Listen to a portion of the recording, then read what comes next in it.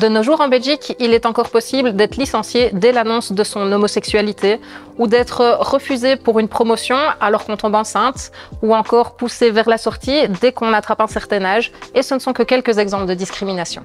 De même, les propos racistes entre collègues, les remarques sur l'apparence physique, les blagues sur la couleur de peau, sur l'âge, sur le genre, n'ont pas non plus leur place ni dans la société en général, ni sur le lieu de travail. Et pourtant, ces comportements sont encore nombreux.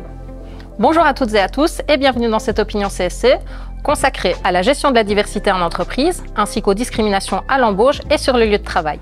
Stéréotypes, préjugés ou encore discrimination, mieux les connaître, c'est pouvoir mieux les combattre. Mais quelle est la différence entre ces termes? Définition. Les stéréotypes tout d'abord, c'est ce que je sais ou ce que je crois savoir. C'est une opinion toute faite, une caricature, une idée reçue d'un groupe. Les préjugés, c'est ce que j'éprouve. C'est une attitude négative envers des personnes basée sur un stéréotype. Et enfin, les discriminations, c'est ce que je fais. C'est un comportement négatif envers des personnes basé sur des préjugés. En résumé, le stéréotype, c'est une idée. Le préjugé, une attitude. La discrimination, un comportement. Pour lutter contre les discriminations, il faut donc lutter contre les stéréotypes et les préjugés. Sachez que les discriminations sont encadrées par la loi qui les définit comme une différence de traitement entre deux personnes qui se trouvent dans une situation comparable, différence qui ne peut être justifiée de manière objective et raisonnable. Ça, c'est une discrimination directe. Mais la discrimination peut aussi être indirecte, quand une disposition, un critère ou une pratique apparemment neutre a un résultat dommageable pour des personnes.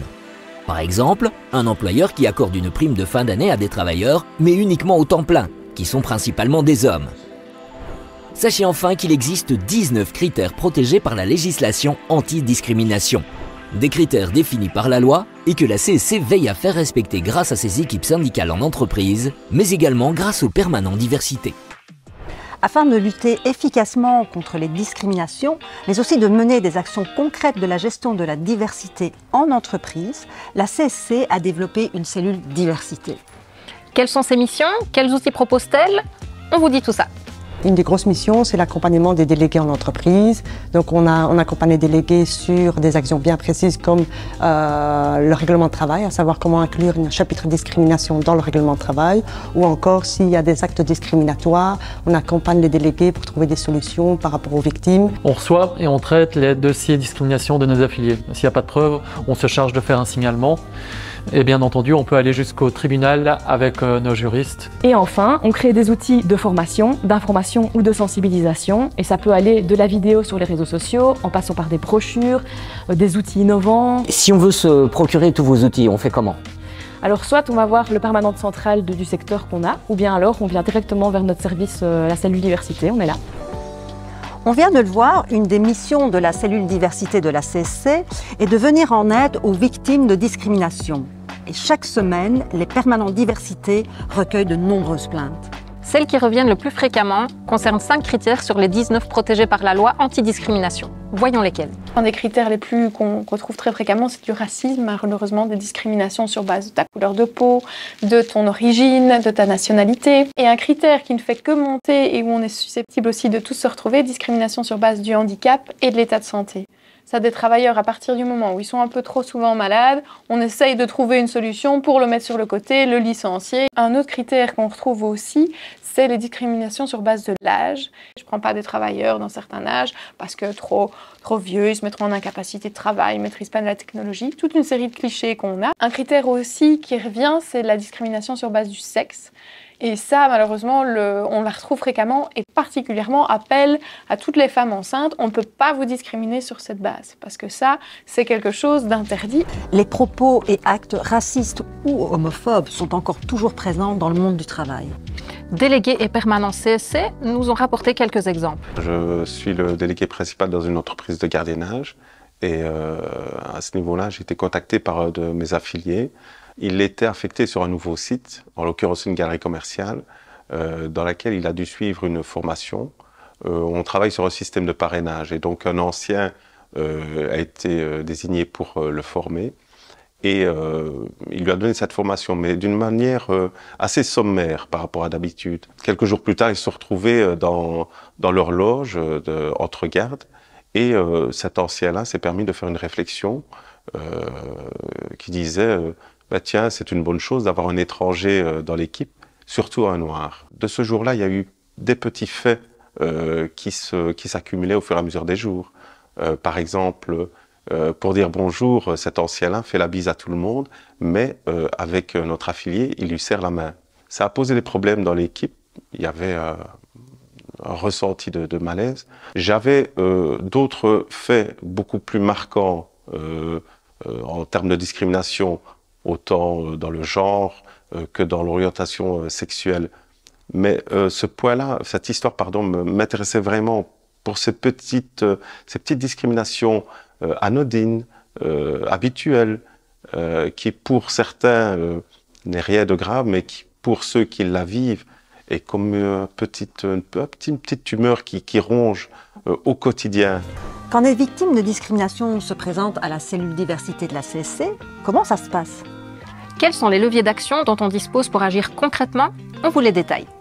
Quand ces personnes se présentent chez moi, la première chose, c'est écouter un peu la situation, voir un peu sur base de quels critères, parce qu'il faut que ce soit un critère protégé sur base de la loi. Ensuite, voir qu'est-ce qu'ils ont comme moyen de preuve, parce que c'est là où le bas blesse en fait.